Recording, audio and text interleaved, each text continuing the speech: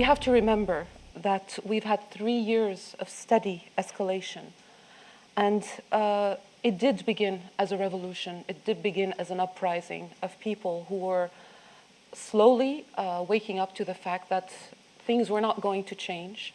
There were incidents that triggered those peaceful demonstrations at the beginning. And it's very easy today to forget when we look at the horrific sites of battles and military onslaughts, to remember that it all began exactly the way it began in other areas in the Middle East and indeed all over the world, with people taking to the streets in small amounts. Nobody ever expected that we would have a Tahrir-style scene in Syria, because that would not be knowing the Assad regime. But they did begin to defend themselves against some really brutal injustices that were imposed on them by the regime. The regime used live fire from day one on them in Dar'a. The protests turned into funerals. The regime shot at the funerals. The funerals got bigger. The demonstrations got bigger. And this happened all in Dar'a in March 2011.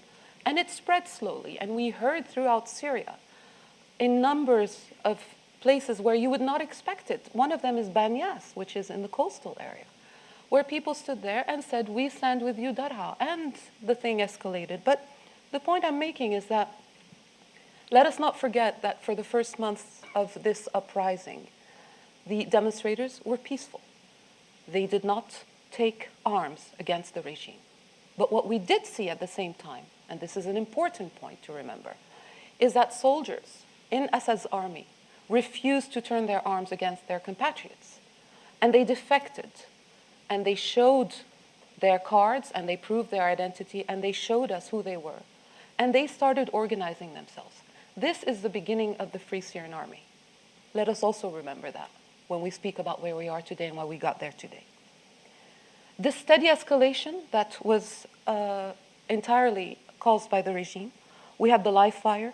We had the funerals. It turned into the artillery being used by the regime.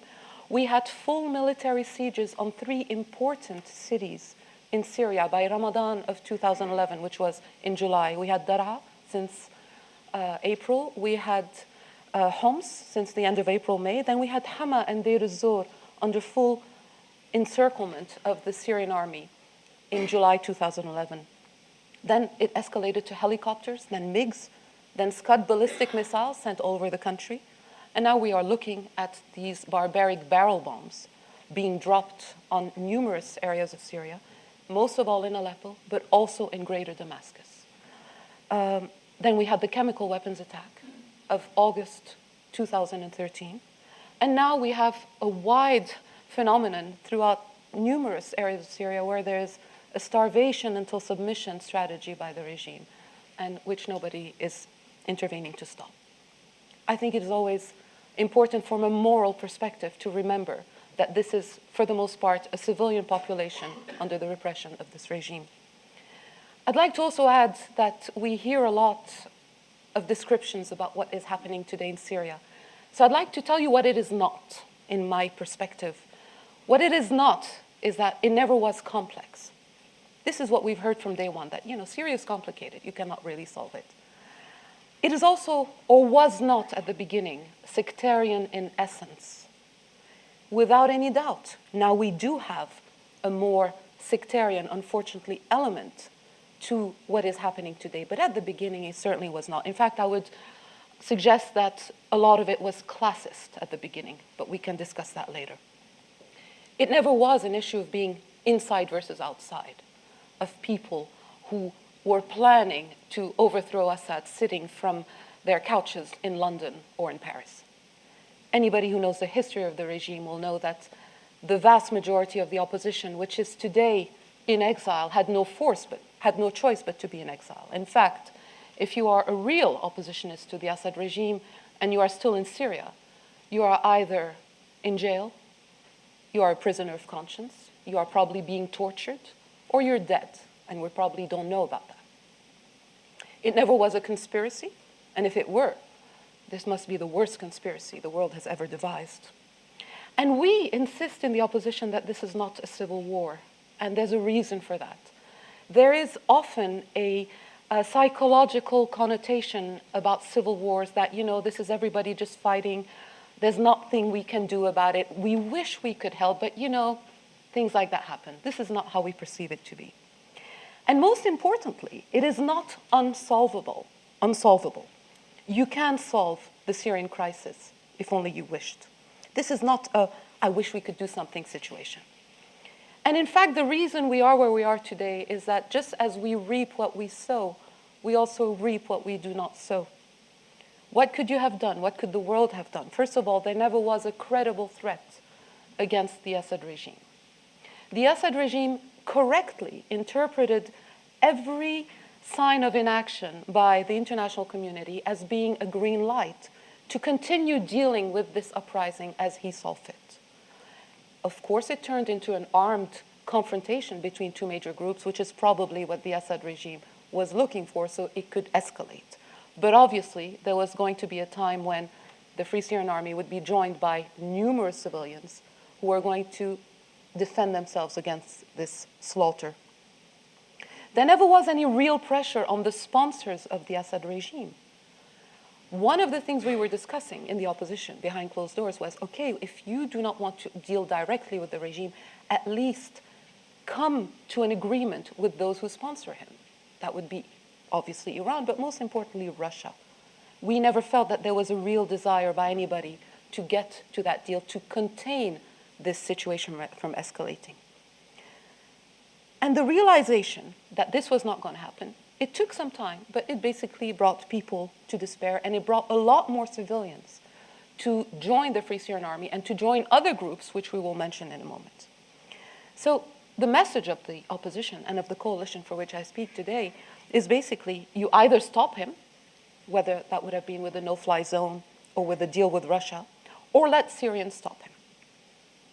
Nobody's asking for men, nobody's asking for boots on the ground, nobody ever did. But I think it was crystal clear from the beginning, at the time when the opposition, which was then the Syrian National Council, was not daring to say the words, but inside of Syria, the revolutions and the Fridays were demanding that a no-fly zone would be put. We went to Geneva, and this is when I started working with the coalition. I attended both rounds of Geneva. We can discuss more in detail, but I'd like to tell you a little bit how we went. It is because, in the end, even though the coalition and most of the opposition had refused categorically to negotiate with the Assad regime, we were pressured to go because if there was no political solution that could be achieved in Geneva, we were promised that more pressure would be exerted by the sponsors, basically the US and Russia, in order to arrive somewhere. It is on those conditions that the coalition went to Geneva. The coalition accepted fully the Geneva Communique of June 2012, which has one main goal, and that is the establishment of a transitional governing body, which would be that political solution which would carry Syria from the state it's in today to that state in the future, which we hope will be a pluralistic, democratic, secular state. The regime blocked these negotiations. And this is not just the coalition telling you that. It is also the United Nations Secretary General, Ban Ki-moon. It is the United States and the Russians who, by flying in Wendy Sherman and Gatilov in the middle of the second week of the Geneva talks, that was in the middle of February, because they realized that this farce was not going to go on for much longer. And what they tried to achieve was to get some sign from the international community to the regime that this is only as far as you can go. And in fact, I think we did get one benefit from this intransigence from the regime, is that out of this intransigence and out of the failure of Geneva, we got Security Council Resolution 2139 of February 2014. For those of you who don't know the details, 2139 is the resolution which demands that all parties lift the sieges and the blockades on all areas of Syria. But it also mentions that no more barrel bombs and no more bombing of civil areas should be used. And we all know that there's only one party which has access to the air and to the barrel bombs. So if the entire point of Geneva was to reach that political solution, and if the failure was a political failure for the regime, at the same time, I think the coalition did a good job in showing to the serious sponsors of this conference that it was willing, as a political entity, to negotiate for the better of, for the good of the Syrian people. It showed itself as an institution which has grown exponentially, I would say, in the past year and a half that it's been formed. There's a lot of trial and error. There's a lot of places and areas where we could do a lot better. But the point is that this is the best that we can do, and this is the best that we've done. And we have a wide variety of groups within Syria, including the local coordination committees, including the local revolutionary councils, and including representatives of every group from society in Syria. I think this is important. In Geneva, we tabled in the second week of Geneva, and I invite you all to see it, it's on our website, something called the Statement of Principles. We hear a lot of criticism about the coalition and the opposition not saying how they foresee the future of Syria, but when we do, people don't notice it. Please read that Statement of Principles. It describes exactly how this transitional governing body would take members of the current Syrian government, not the Assad regime, and members of the opposition and members of civil society and work together towards that transition. So we're still waiting for these promises to be kept. So what do we do now?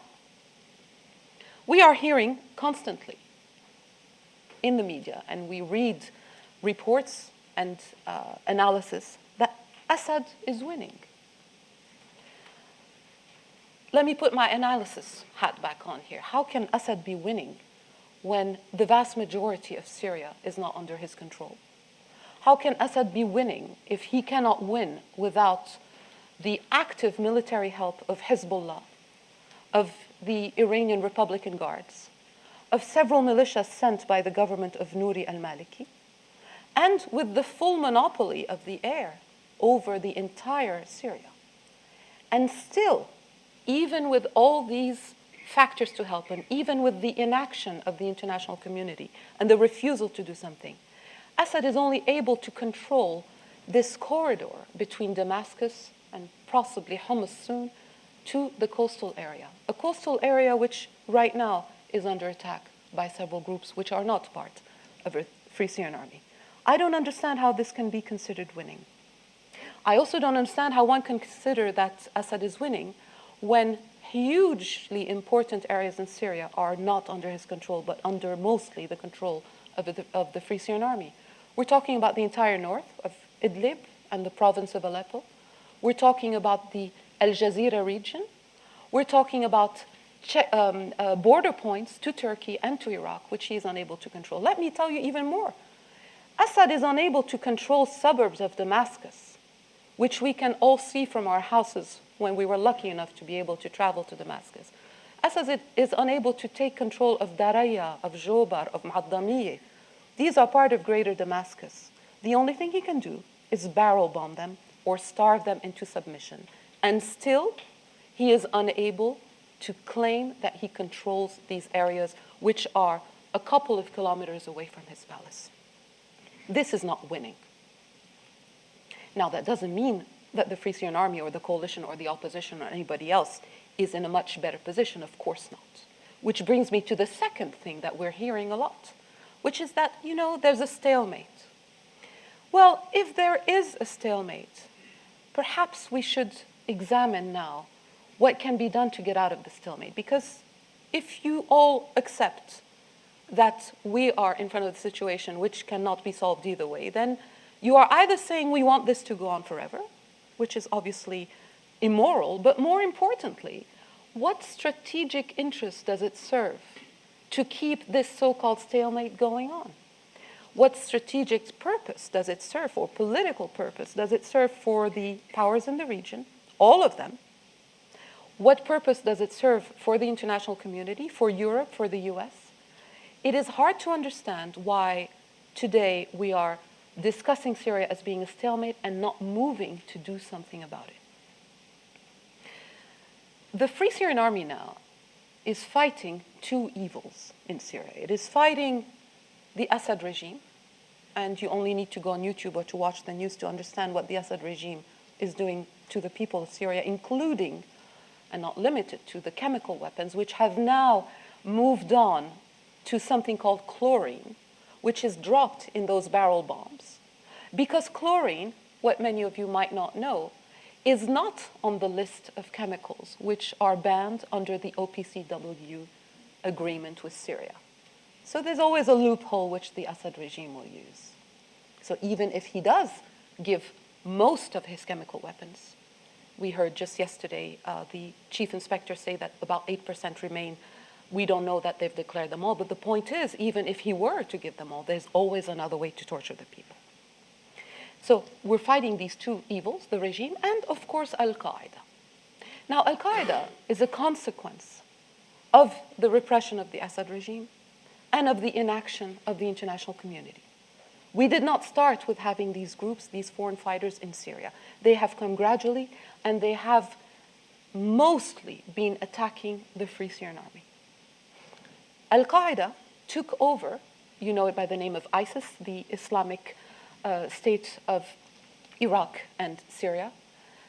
After Raqqa, one of the first big city in Syria to be liberated from the regime by the Free Syrian Army, was taken over by ISIS. They took over the main building of the governorate inside of Raqqa. It has a huge black flag, which is Al-Qaeda's flag.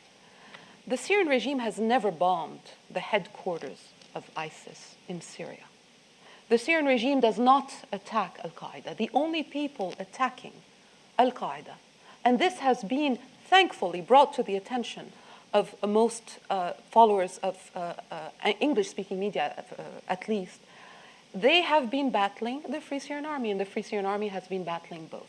These are questions you should ask yourselves as to why we are in this situation today and whose purpose it serves for these foreign terrorists to be in Syria.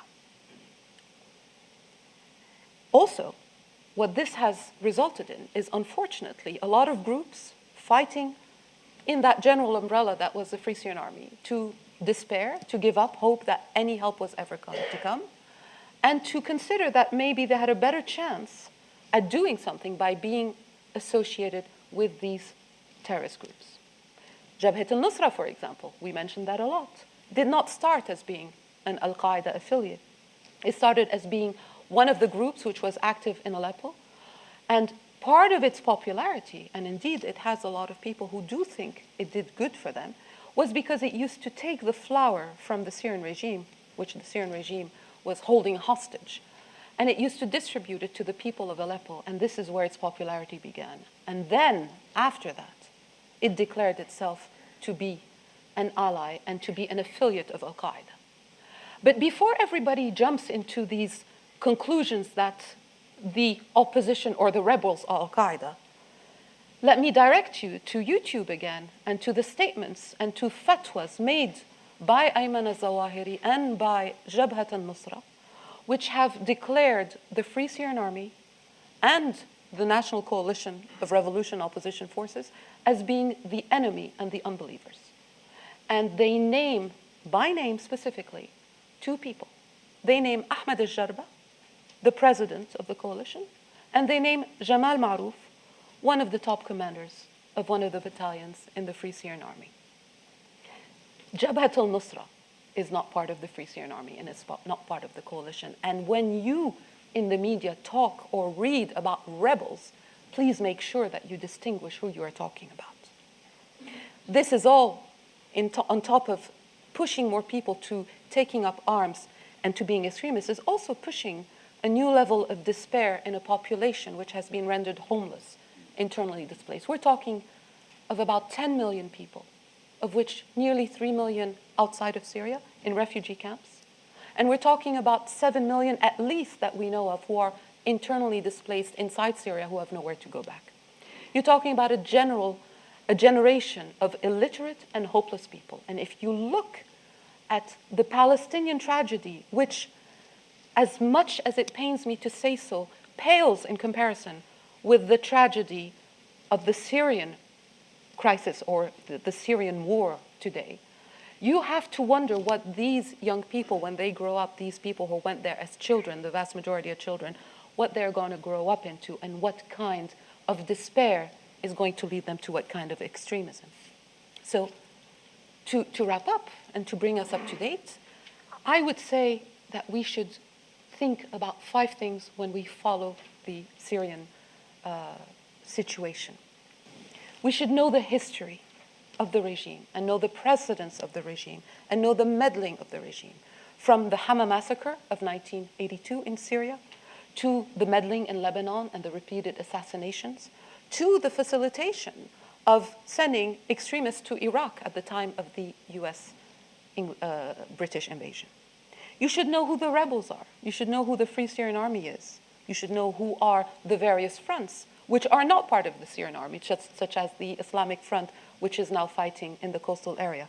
But you should also know who is ISIS, who are Al-Qaeda, and who is fighting whom. I think also it is important that you should know who the opposition is. We often hear this vague term used to determine who the opposition is. There is a formal group of opposition. There are many others inside and outside Syria who have been active in opposing the Assad regime for years. And there's something which is obviously with tongue-in-cheek called the patriotic opposition, which are those in opposition who are still allowed to be in Syria and who the Assad regime, we believe, hopes to call upon one day when he needs to show that he is reforming. Know the revolution, and we insist on the word revolution because in spite of the catastrophe that we are seeing today militarily, there is still something called a revolution in the initial pure sense of the world. And this can be seen in the social and in the civil society movements that we have seen inside Syria. There's a revolution in the way of thinking, in the way of communicating. And finally, I will ask you to know your sources. Consider who is giving you the information. We hear a lot about an outfit called the Syrian Observatory for Human Rights, which is based in Coventry. Even though we heard repeatedly that, we in the media cannot independently verify. Well, we can tell you at least verify or take the word of the people on the ground. By all means, quote the regime when you need to, when they're talking about their perspective. But when you need to look at the perspective or the facts given by the other side, then please look to the local coordination committees, which maintain a very macabre tally every single day of documented death. Look for the revolutionary councils. Look for the NGOs which have been working in Syria for years and years under the oppression of the regime and which are trying to tell you what is happening inside Syria.